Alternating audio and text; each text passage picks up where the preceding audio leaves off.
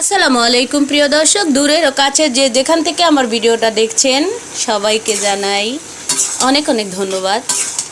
আজকে রান্না করছি, দেখেন খুবই মজাদার একটা সবজি।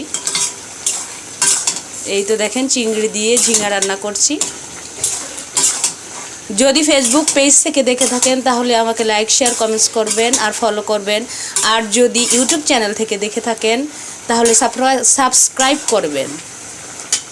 দেখে নিন রেসিপিটা। প্রিয় দর্শক, ঝিঙা রান্না করতে যা যা লাগবে, এই যে ঝিঙা কেটে নিয়েছি পেঁয়াজ কুচি, রসুন কুচি আর মরিচ কুচি। এখানে নিয়েছি হলুদের গুঁড়া, মরিচের গুঁড়া, ধনিয়ার গুঁড়া, লবণ। আর এখানে আমি চিংড়ি মাছ নিয়েছি। চিংড়ি মাছ হলুদ দিয়ে লবণ দিয়ে একটু মেখে নিয়েছি। আর এখানে দিয়ে দিচ্ছি তেল। এবার তেলের মধ্যে চিংড়ি মাছটা দিয়ে দিব। চিংড়ি মাছটা দিয়ে আমি একটু ভেজে নিব। এটা সামুদ্রিক চিংড়ি মাছ, একটু ভেজে নিলে খেতে ভালো লাগে।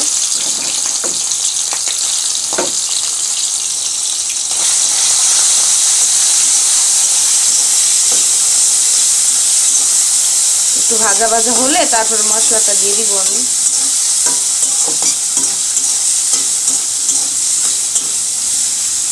কি ভাবছেন, চিংড়ি মাছটা একটু বেশি হয়ে গেছে? বেশি হয়নি, কারণ এখান থেকে একটু চিংড়ি মাছ আমি উঠিয়ে রাখবো আমার ছেলের জন্য। এই যে আমি একটু কড়া করে ভাজবো না, হালকা করেই ভেজে নিলাম। এবার দিয়ে দিব হলুদের গুঁড়া, মরিচের গুঁড়া, ধনিয়ার গুঁড়া আর পেঁয়াজটাও দিয়ে দিব।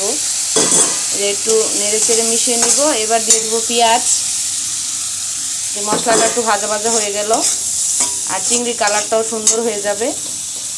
এবার আমি উপরে পেঁয়াজ ছিটিয়ে দিব, রসুন দিয়ে দিব। পেঁয়াজটা একটু বেশি দিব, এই জন্য পরে দিয়েছি। মরিচ দিয়ে দিব। এই দেখেন, এবার ভালো মতো কষিয়ে নিব। এই দেখেন একটু ভাজা ভাজা হয়ে গেছে। এবার আমি একটু কষানোর জন্য ঝোল দিয়ে দিব। এবার আমি ভালো মতো কষিয়ে নিব। প্রিয় দর্শক, চিংড়ি মাছটা কষানো হয়ে গিয়েছে দেখেন। এইবার সবজি দেওয়ার আগে আমি কি করব, এখান থেকে কিছুটা চিংড়ি মাছ উঠিয়ে রাখবো আমার বাচ্চাদের জন্য। ওরা আবার চিংড়ি মাছ অনেক পছন্দ করে, এর জন্য একটু বেশি করে নিয়েছি আমি। এই তো দেখেন উঠিয়ে দিলাম। এবার আমি তরকারিটা দিয়ে দিব। এই তো, এটাকে বলা হয় এক ঢিলে দুই পাখি। এই দেখেন, বাচ্চাদেরও হয়ে গেল, বড়দেরও হয়ে গেল। অবশ্য আমার বাচ্চারা এই সবজিটা খায়, তারপরে ওদের জন্য একটু উঠিয়ে রাখলাম, ওরা পছন্দ করে তার জন্য।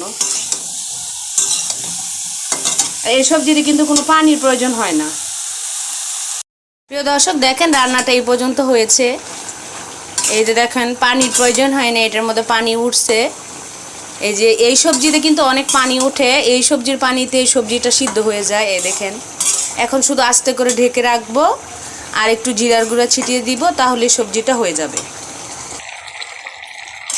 প্রিয় দর্শক, দেখেন রান্না হয়ে গেছে, সবজিটা একদম সিদ্ধ হয়ে গেছে সুন্দর। এবার আমি একটু জিরার গুঁড়া ছিটিয়ে দিব।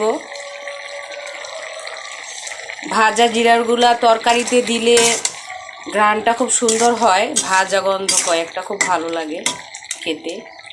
দেখেন কালারটা খুব সুন্দর হয়েছে। এই সবজিতে আসলে বেশি পানির প্রয়োজন হয় না।